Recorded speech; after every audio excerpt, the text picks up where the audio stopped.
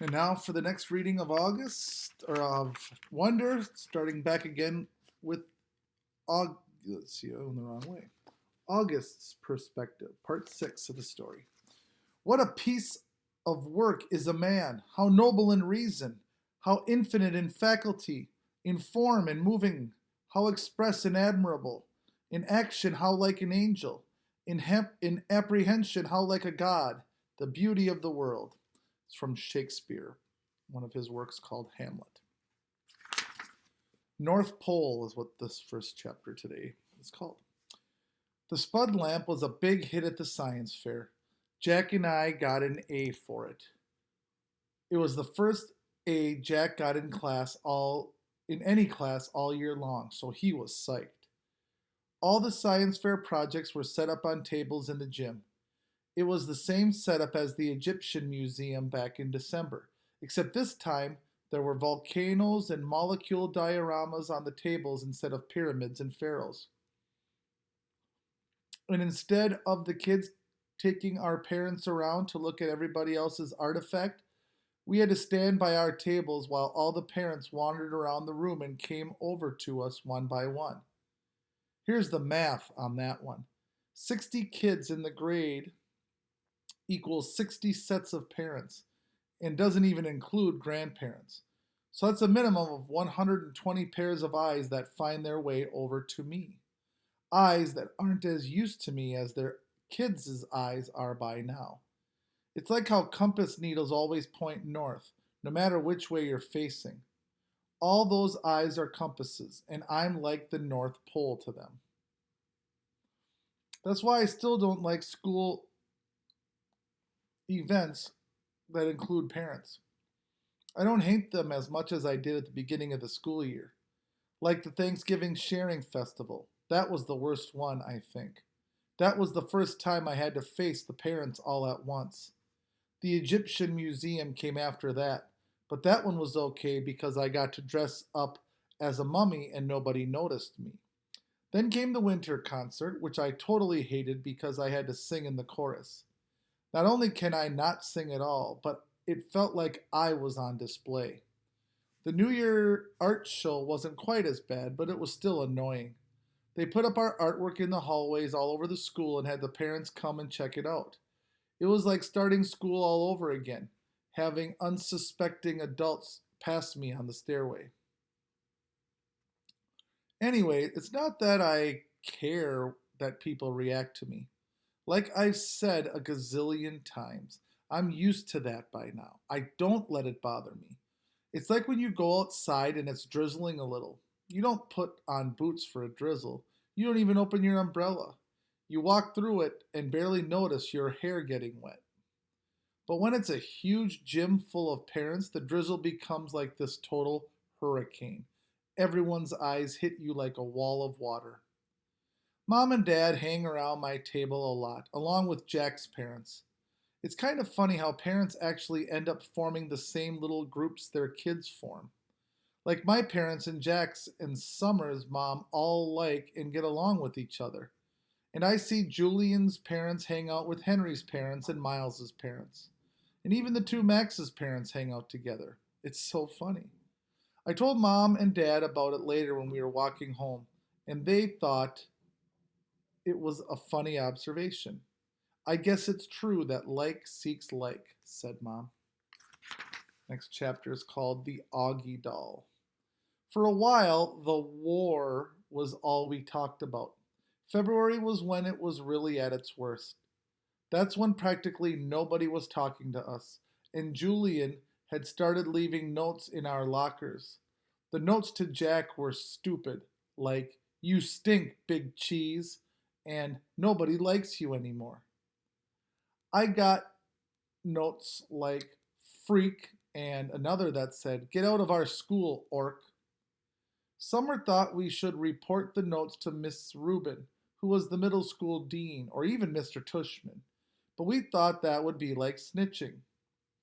Anyway, it was not like we didn't leave notes too, though ours weren't really mean. They were they were kind of funny and sarcastic. One was, You're so pretty, Julian. I love you. Will you marry me? Love, Beulah. Another was, love your hair. XOX, Beulah. Another was, you're a babe. Tickle my feet. XO, Beulah. Beulah was a made up person that me and Jack came up with.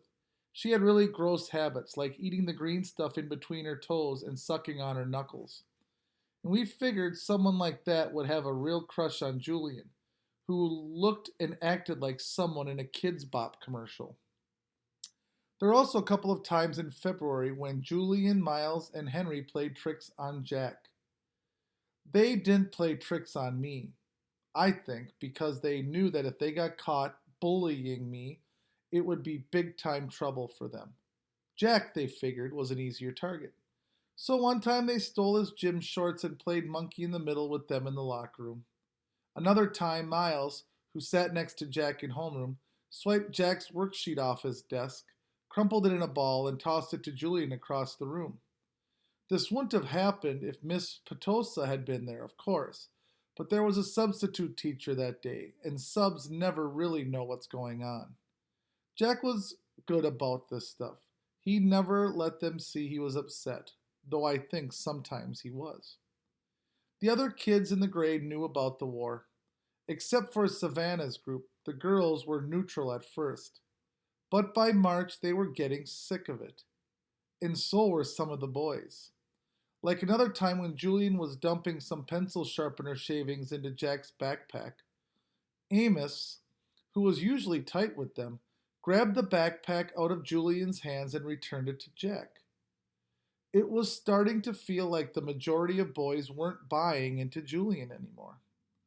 Then a few weeks ago, Julian started spreading this ridiculous rumor that Jack had hired some hitman to get him and Miles and Henry. This lie was so pathetic that people were actually laughing about him behind his back. At that point, any boys who had still been on his side now jumped ship and were clearly neutral. So, by the end of March, only Miles and Henry were on Julian's side, and I think even they were getting tired of the war by then. I'm pretty sure everyone's stopped playing the plague game behind my back, too. No one really cringes if I bump into them anymore, and people borrow my pencils without acting like the pencil has cooties. People even joke around with me sometimes. Like the other day, I saw Maya writing a note to Ellie on a piece of ugly doll stationery, and I don't know why, but I just kind of randomly said, "Did you know the guy who created the ugly dolls based them on me?" Maya looked at me with her eyes wide open, like she totally believed me.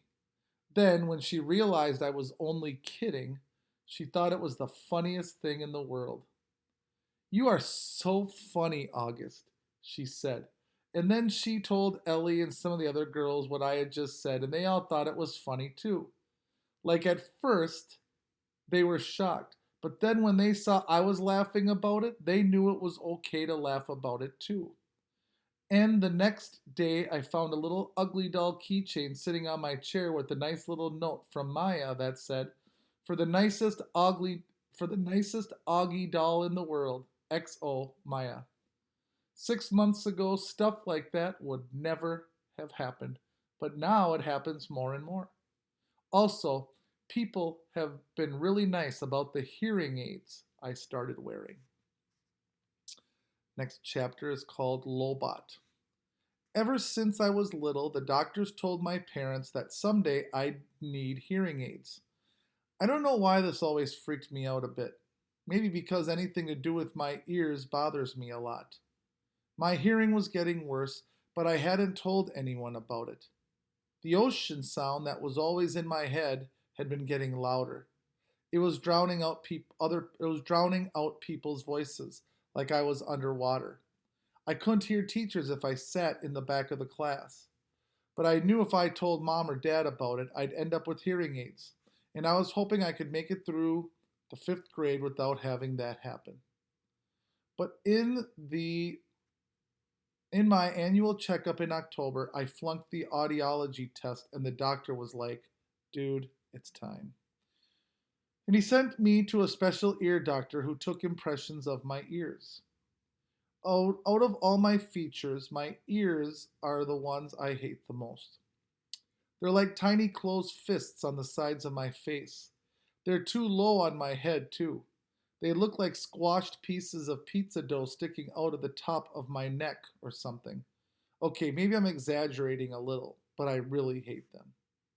When the ear doctor first pulled the hearing aids out for me and mom to look at, I groaned.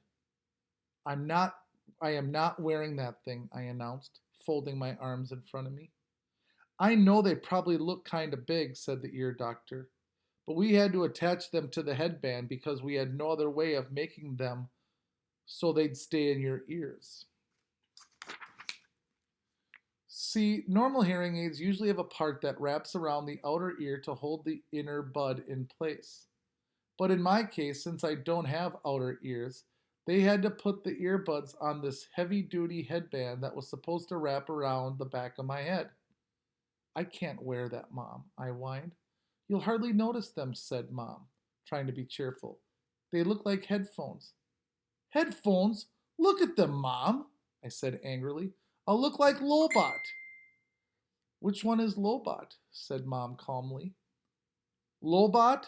The ear doctor smiled as he looked at the headphones and made some adjustments. The Empire Strikes Back? The bald guy with the cool bionic radio transmitter thing that wraps around the back of his skull?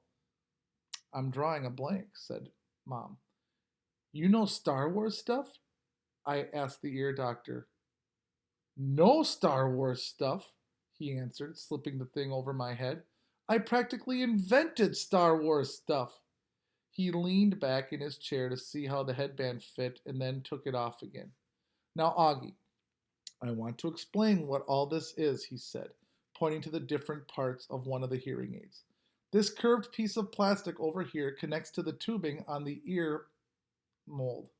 That's why we took those impressions back in December, so that this part that goes inside your ear fits nice and snug. This part here is called the tone hook, okay? And this thing is the special part we've attached to this cradle here. The Lobot part, I said miserably. Hey, Lobot is cool, said the ear doctor. It's not like we're saying you're going to look like Jar Jar, you know? That would be bad. He slid the earphones on my head again carefully. There you go, August. So how's that? Totally uncomfortable, I said. You'll get used to them very quickly, he said. I looked in the mirror. My eyes started tearing up. All I saw were these tubes jutting out from either side of my head like antennas. Do I really have to wear this, Mom? I said, trying not to cry. I hate them. They don't make any difference. Give it a second, buddy, said the doctor. I haven't even turned them on yet. Wait until you hear the difference. You'll want to wear them. No, I won't. And then he turned them on. Next chapter is called Hearing Brightly. How can I describe what I heard when the doctor turned on my hearing aids?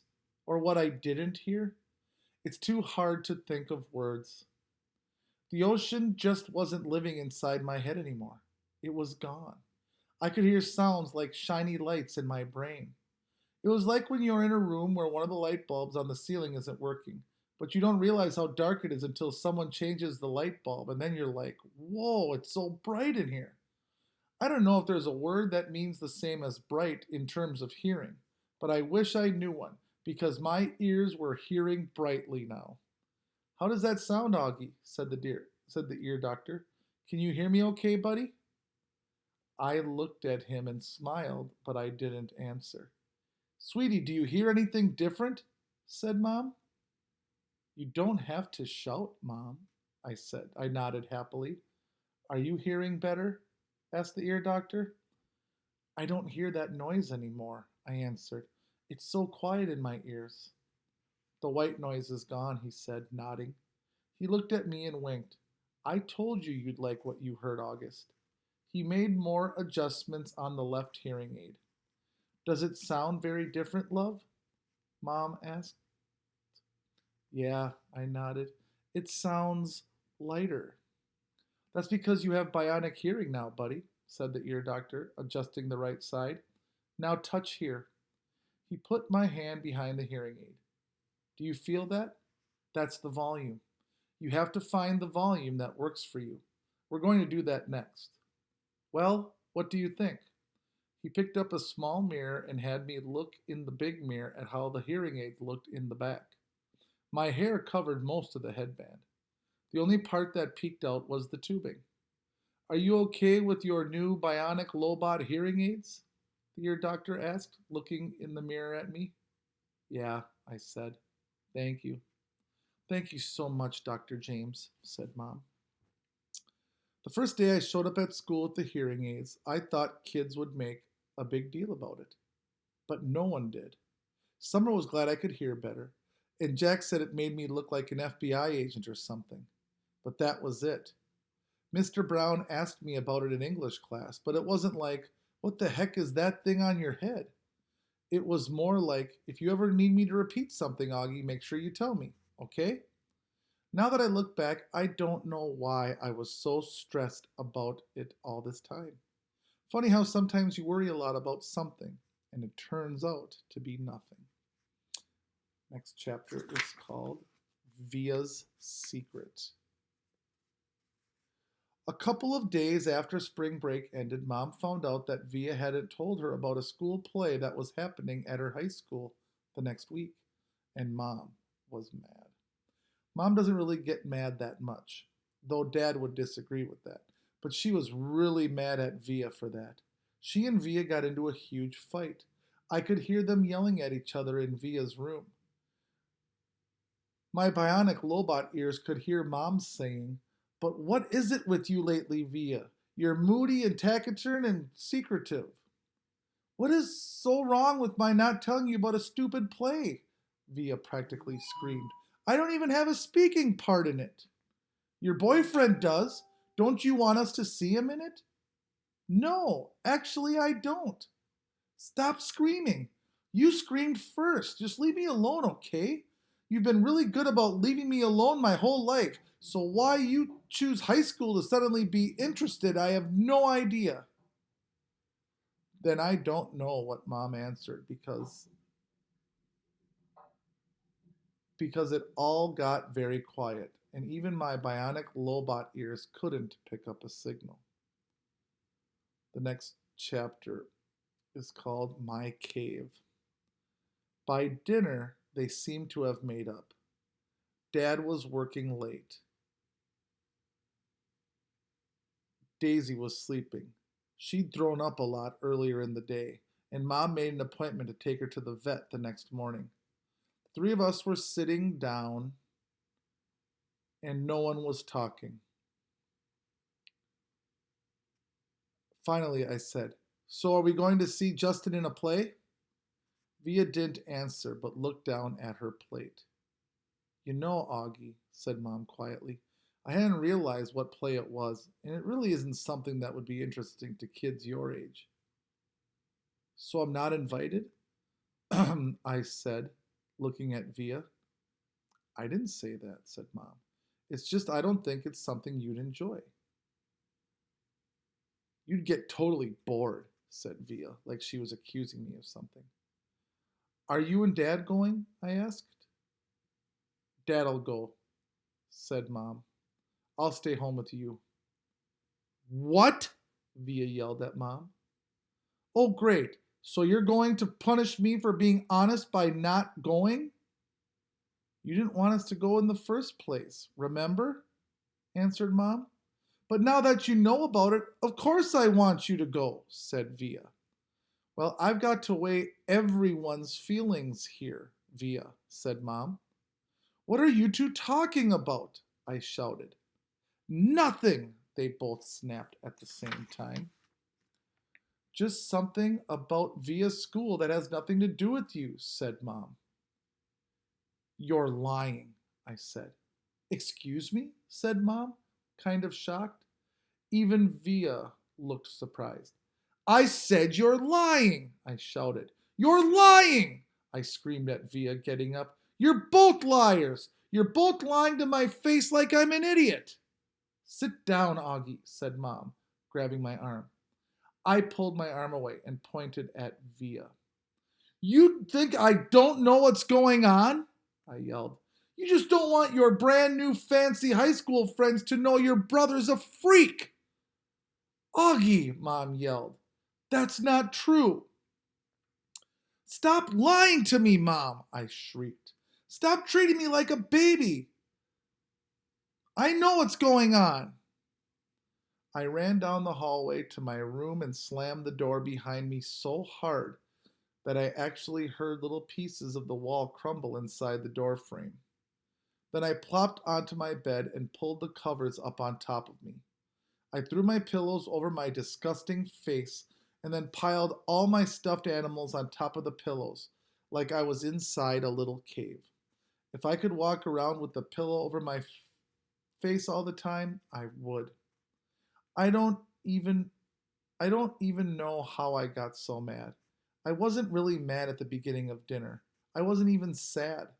But then all of a sudden it all kind of just exploded out of me.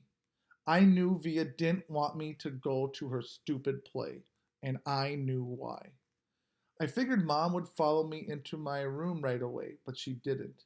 I wanted her to find me inside my cave of stuffed animals, so I waited a little more, but even after 10 minutes, she still didn't come in after me.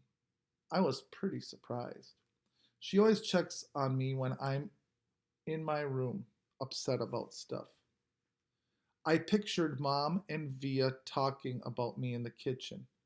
I figured Via was feeling really, really, really bad. I pictured Mom totally laying on the guilt, and Dad would be mad at her when he came home too. I made a little hole through the pile of pillows and stuffed animals and peeked at the clock on my wall. Half an hour had passed, and Mom still hadn't come into my room. I tried to listen for the sounds in the other rooms. Were they still having dinner? What was going on? Finally, the door opened. It was Via. She didn't even bother coming over to my bed, and she didn't come in softly like I thought she would.